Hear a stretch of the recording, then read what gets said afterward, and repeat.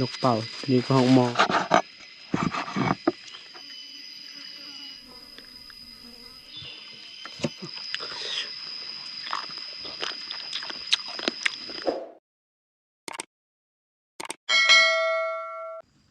ทักทายสบายดีตอนเช้าตอนนี้นะเริ่มแจ้งแล้วนายพรานเพิ่นไปก่อนแล้วพอดีมาพางกับเฮียงสิไปทำรังจังได๋ก็มีแต่ท่าติดตามกันมาพางสิลองไปบอนนายพรานเพิ่นเห็นหมากยางนะทิ้งไผก่อนโอ้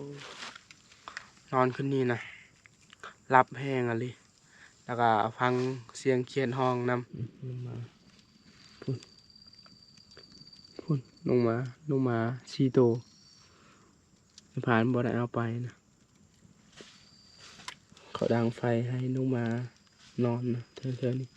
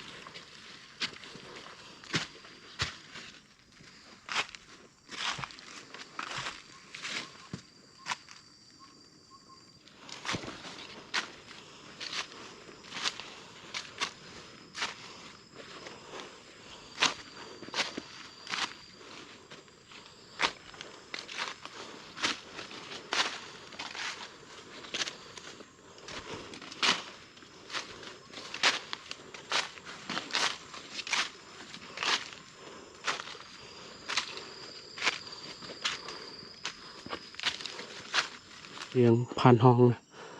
นี่ผ่านไปบางนี้ไปค่ำๆน่าจะผ่านเห็นในผ่านก่อนนะพุ่นนะโอ้ติดนี่รถนะ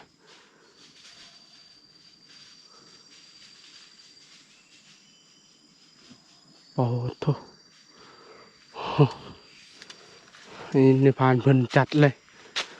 เข้าไปบนไม้อีกนะ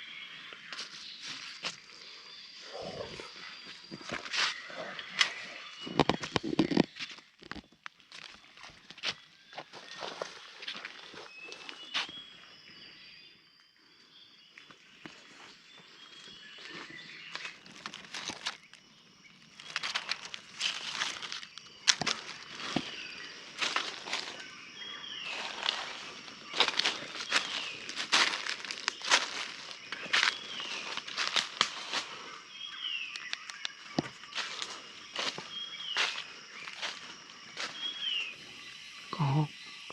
บนนี้แหละมันอยู่สูงพดมันขึ้นบนนั้นพางมาอยู่เบื้องนี้ก็หอกประมาณ4ตัวแหละบ่พางเห็นแต่พวกเขาแจ้งก่อน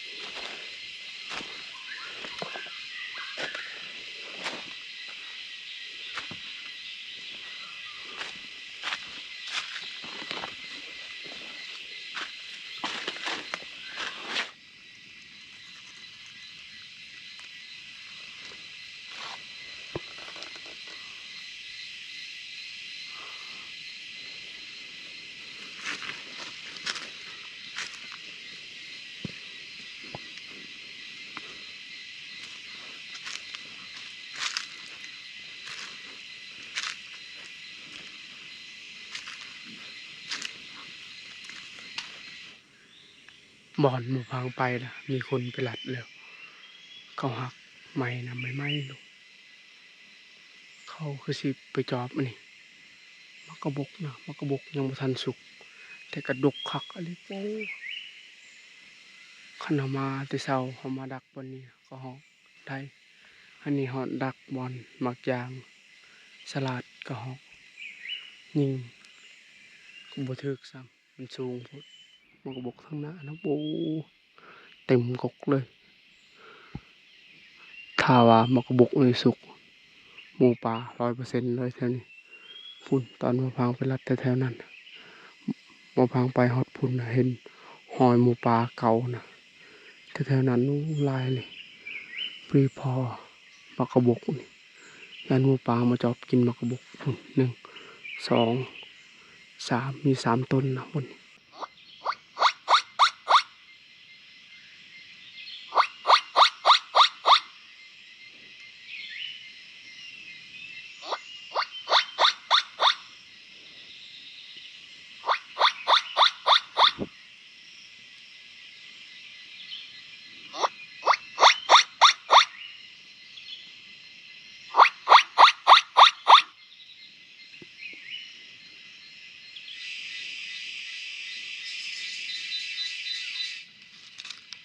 มักกะบกมีแต่ซ้ำนี้แหละถ้าว่าพานนี่ซ้ำนี้มันกินแล้วแต่หมูป่ามันบ่อยากกินบ่ได้เพราะว่ายังอ่อนอยู่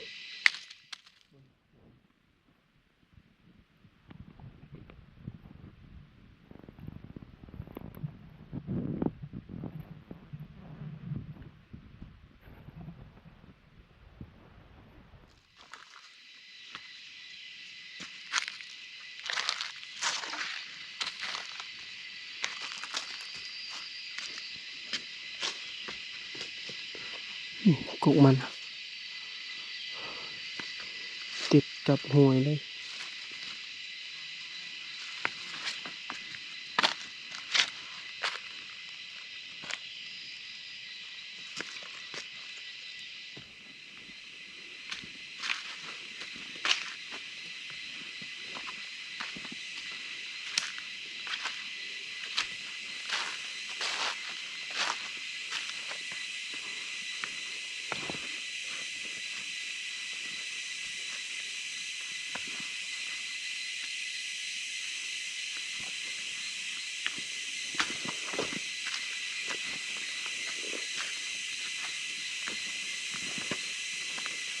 ลงมาหอดที่พักเรียบร้อยแล้ว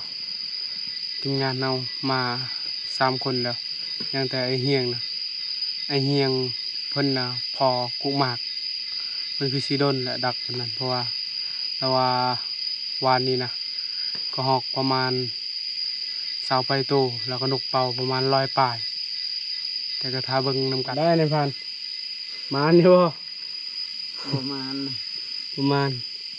คุณในพานหนึ่งเขาทาบนนอนคืนนี้บนนี้แหละ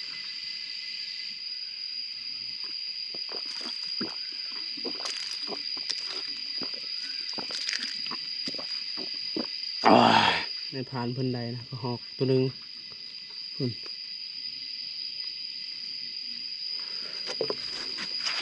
เจ้าบ่ได้ยินบ่เสียงพานห้องบ่ ได้ยินอยู่ไกลพยานเจ้าไปเลยแบบบ่ไปเริ่มสุกเลยเขานี่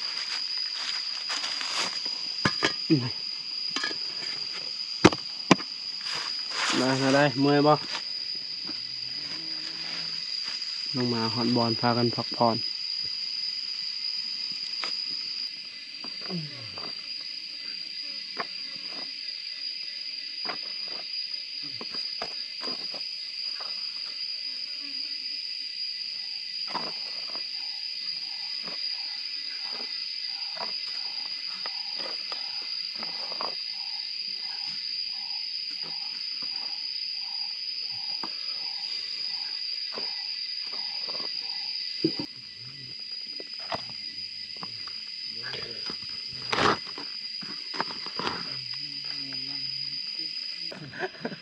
มาได้ ๆบ่เดือนสเปคขาดสบายดีพี่น้องสบายดีเด้ออากูเมื่อยเลยอยากเข้า จะคิดว่าเขาได้หยัง ไปแล่นก็ห้องหมอ ฮะก็มอกันหยัง แล่นก็ห้องหมอปอนกเป่า ก็ฮอกนกเป่า พุ่นนะ บ่แม่นปลาเด้อก็ฮอกนกเป่า ยังอีก น้ำ ปอคือได้ลายแท้ก็ห้องหมออีกเนาะพุ่นนะช่องถุงเลยตัวนี้นกเป่าตัวนี้ก็ห้องหมอตัวนี้ก็ห้องน้อยมาลงผลงานเฮียงก่อน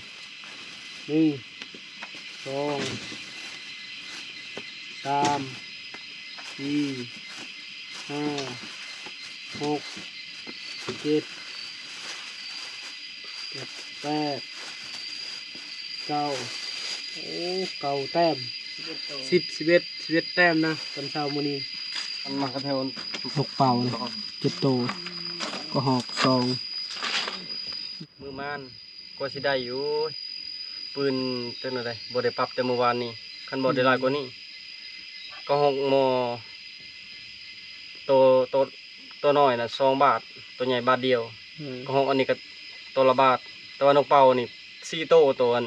ยิงมันเจอไปทางอื่นนั่นตัวบ่ถึกเนี่ยหลายเป็น10ตัวบ่ถึก ห้องหมอนะไอต่อบ่ บ่ บ่ต่อ ลิงเข้าว่าโอ้เมื่อยน้ำลิงเด้อว่ะลิงบ่จักได้บัดเข้าดุตลอดเข้าเทื่อที่3บัดก็ห้องมออีกได้บ่เห็นแหนมกูให้เห็น2ตัวกำลังย่างกำลังไต่เข้าตอกเส้นตัวหนึ่งบาทเดียวตัวหนึงเพื่อสิได้นั่นประมาณ20-30 นาทีพุ่นแหละ โอ้สุดยอด มันยากอะลีกงให้นั่น ตะแรงไปดักเองบ่ คันบ่ย้ายบ่อนมันไปดักเพราะว่าไปหาหมดอื่นก็ยากแล้วก็ข้างๆกันน่ะบ่ฮู้ว่าเป็นหมู่หรือว่าพันกินมักกะบกนะค่อยอันจูดทูบไล่ยุ่งนั่นมันเฮ็ดอืดชอนเถือแล่นทั้งพุ่นเลย แต่ก็ออกมาทางด่านพี่เห็นห้อยพานดงไม่ไหม เช้านี่บนนี้รถ ผ่าน ห้องนะแม่นเนาะเดี๋ยวก่อน มันกินมักกะบกเลยมักบกหลายได้ทางไง แม่นน้องไปก็เห็นอยู่ 3-4 ต้นอยู่เต็มเลยใหญ่เลยอันนี้ซ้ำบ่พังใดมื้อนั้นเลยนี่อันนี้ลูกมันนะเบิ่งนะหางก็ฮู้ดำแดงอยู่นี่อันนี้มีแต่ดำเลยนี่ติดตามนำกันว่าเฮาสิเฮ็ดแนวใดกินนะต้มน้ำก่อน เลยโตตัวกระโตมาอกนี่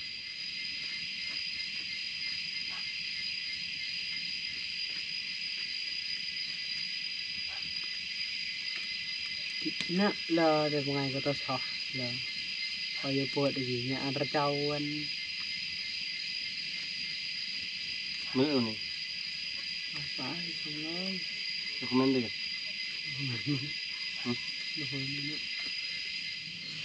Ini ni pak tinggal ni sih.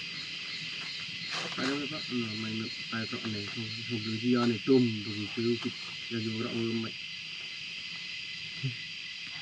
Berak. คือไอ้คนในตรงตุ่มมันเดี๋ยวดีเพราะยังมือมันนำกูอยากตั้งปะเลยเนาะเพราะเราของเพราะมูลเรางานนั่งนั่นเลยเพราะช่องอะไรอะไร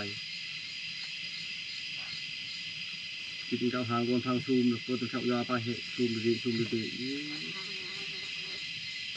ต่อไป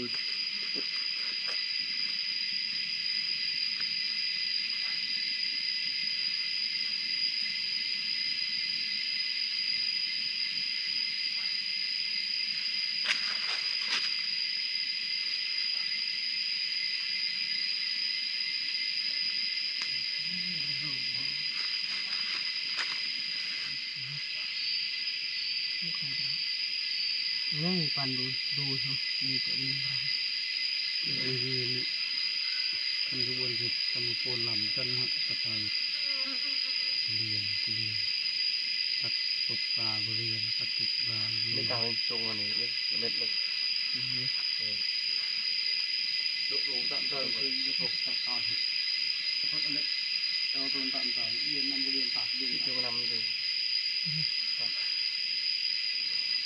Ini si pai. Alah sang dah kata duk dah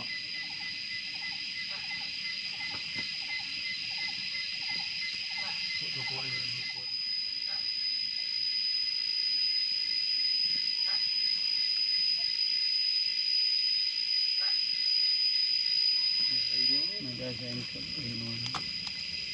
Sop. Gitu sop. ก็รับไปเป็นล้านวิวแล้วนี่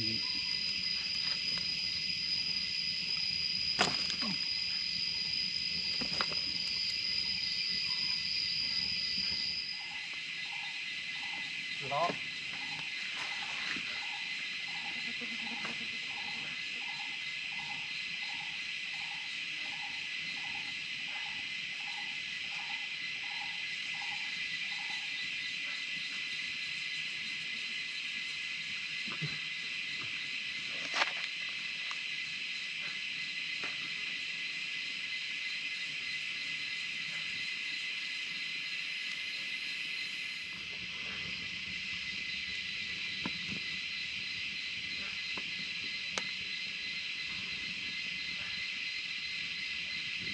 อ่อนอะไรสีนมัน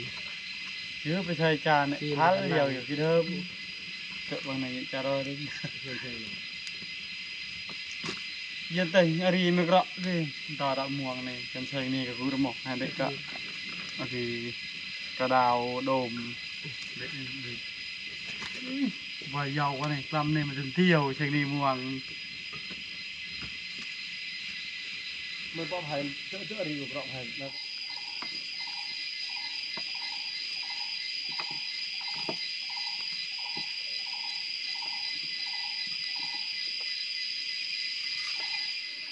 เดี๋ยวก็อยู่ว่าสุดๆคือมาเห็นออก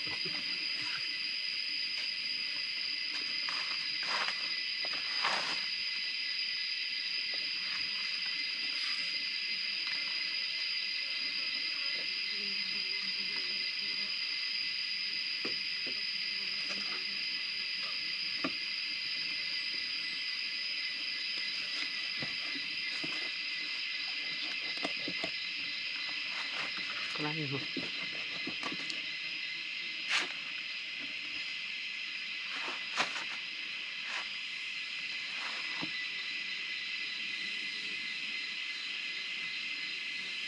nó vào bên mây và toàn cúp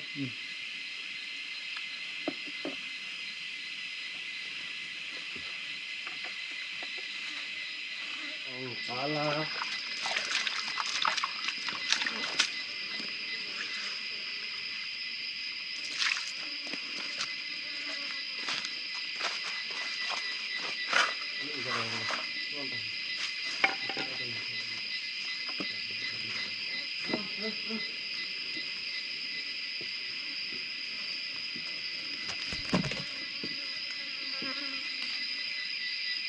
cứ một on rồi หนังยับเลยชินหันบ่ đúng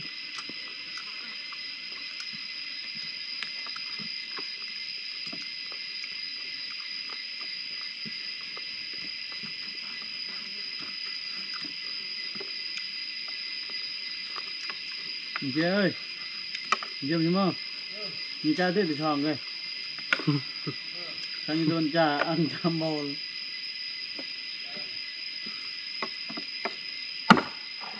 thằng làm bò tòng và hệ tần thì thòng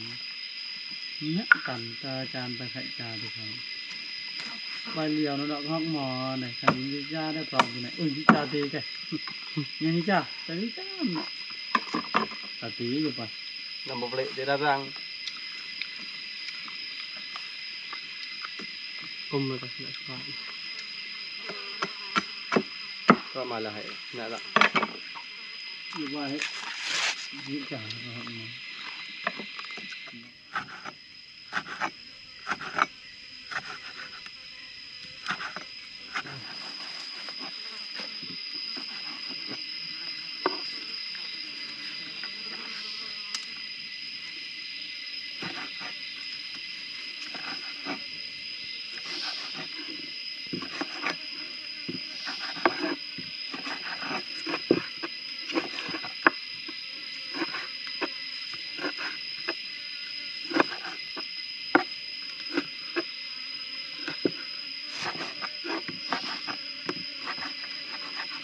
กินโลดกินปะโลด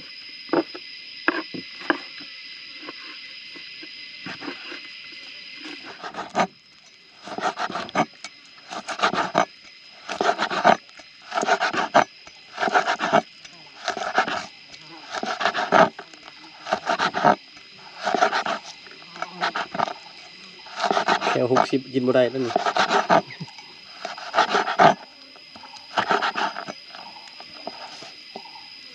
นี่ซีนคักๆนี่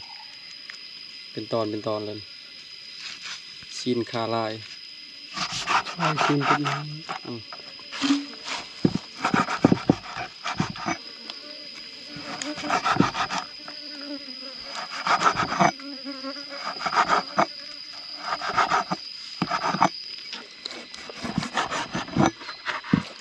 ต่างห้องแกรนเดินจ้ากัน ตะเลอเลย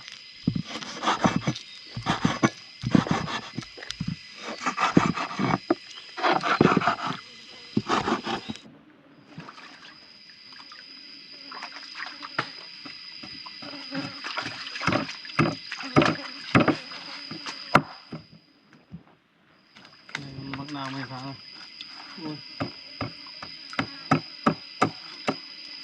เยอะตอนนี้มักนาวเยอะ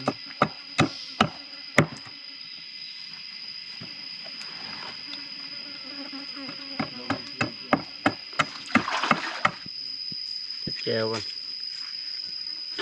ก้อยแจวแต่คมอำลำไปแล้วมันนี่จังโมงนะ11 โมงอีก3 นาทีจังหอด11เอาแห้งเลยมันนี่ฝนจากตก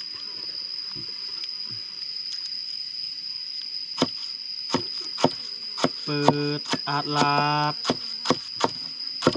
โอ้ฮอนเกี่ยวฮอน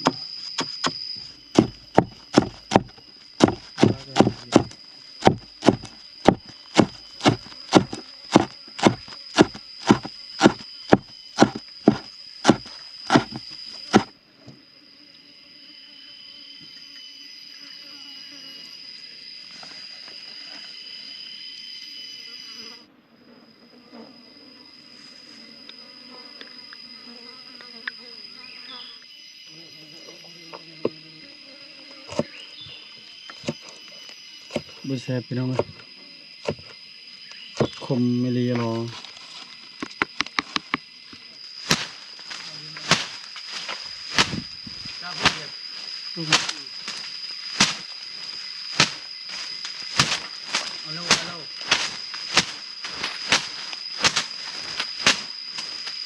มาเด้อพ่อแม่พี่น้องมากินข้าวนำกัน กินข้าวน้ำเดียว อาหารคมอำลำอีกแล้วนี่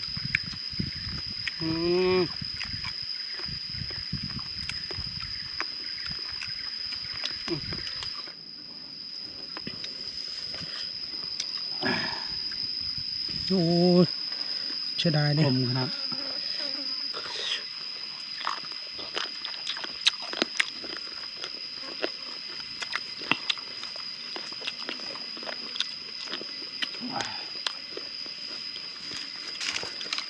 กินไรนะพันตะแรงจัดผ่านอีกเด้อ อันเนี้ยเดี๋ยวเปิดยักษ์ลงหัว บอกถึงรถกัดต้องยาวกันละไปอย่าจะจูนั่งนาจูนั่งเละจูนั่งละก็อย่าใครจูนั่งนั่งเลยตอนจูผ่าเดี๋ยวอีกแยกจ้าสิ แซ่บบ่ มาเด้อมากินกัน อันนั้นเราชนะลันโดนอยู่หนึ่งไงแม็กมัน รถกระชองลาดห้าที่รถลำโพดมันประกัดโคม เราได้เพิ่มคลิปเลยบาร์กระจวดอาบังนี่ก็เอามาเหมาะสิลายน้ำมันรถลายรถแค่ระยะกันเต็มเลยเราคือกระจังไปกับกระโมนี่ หมูจกไหนระเบิดจังม้วนจำยัง นุ่มทั้งแนวเหมาะสิเลยเหมาะแก่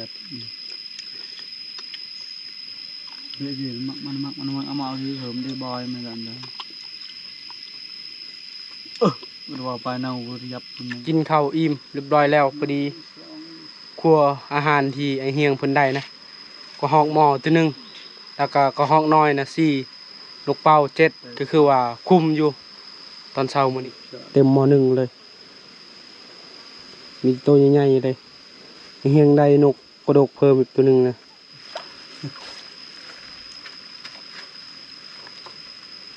มั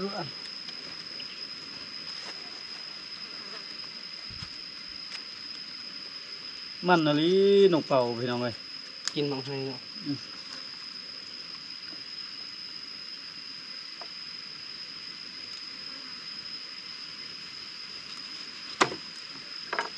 สมัยตะกี้ตอนน้อยๆพอเคยได้ฟานได้หมูกินอิ่มแล้วก็กินบหลายตอนน้อย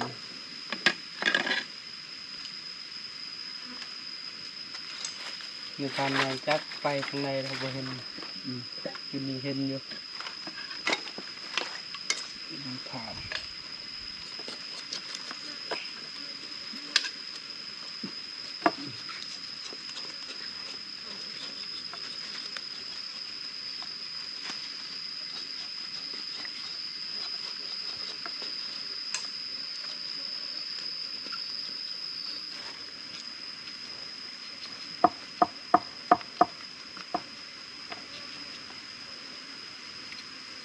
นั่งน่ะจนเราคุยแล้วเนาะป้อนรับในตัวดูแลเนาไว้ ก็หันเวลา มันก็รู้โลโยก็ทำพวกนี่เลยก็ได้แล้วก็ยาแบบนั้น อืม ยังคนมันก็รู้ว่า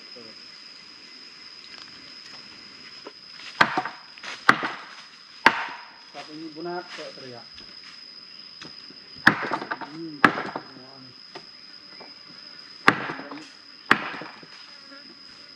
ก็ลอยล่างดูเนาะขั้นตอนนั้นมันที่คือหน่อย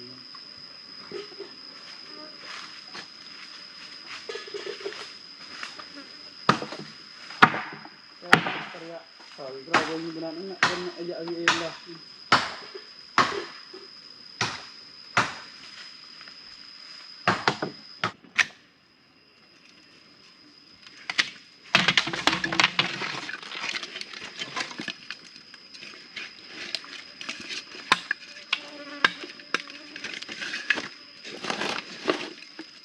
ห่างละเพียนะครับ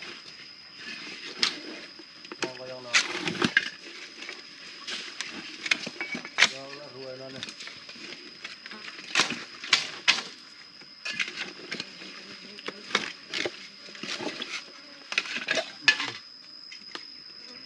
เรียกมาเดี๋ยวเรียนก็chứ chuyện nào liền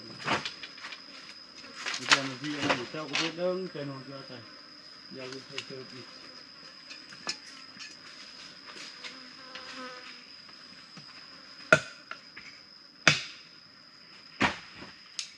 บ่พังปีง3 ปีแล้วก็ให้เดือนอีกให้เดือนปีงชอยนะ มันวิจิตเลยแต่ลวงแกเละเลยไม่กรอบตัวไหนเลย น้ำแก nó đào đi chứ เดี๋ยวเต้นนางนี่ มัน พุ่นในพานมาแล้วในพานใหญ่เพิ่นไปแต่เมื่อคืนนี้นะคืนนี้บ่หลับบ่นอนเลยเพิ่นก็หักกะมาโอ้ยยอมรับว่าสุดยอดเลยเพิ่นหากินน่ะบ่แม่นธรรมดาเลย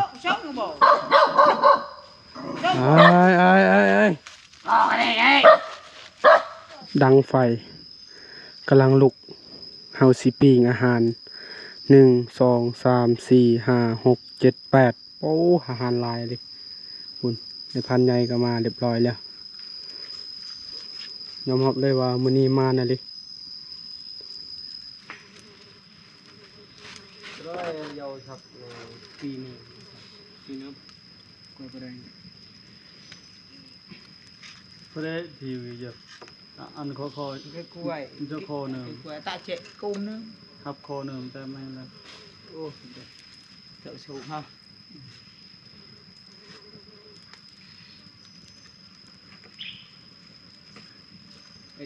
สุกเรียบร้อยแล้วนี่ปีนก็ห้องหมอปีนก็ห้องน้อยปีนนกเป่าปีนนกกระโดกโอ้เบิ่งนี่นี่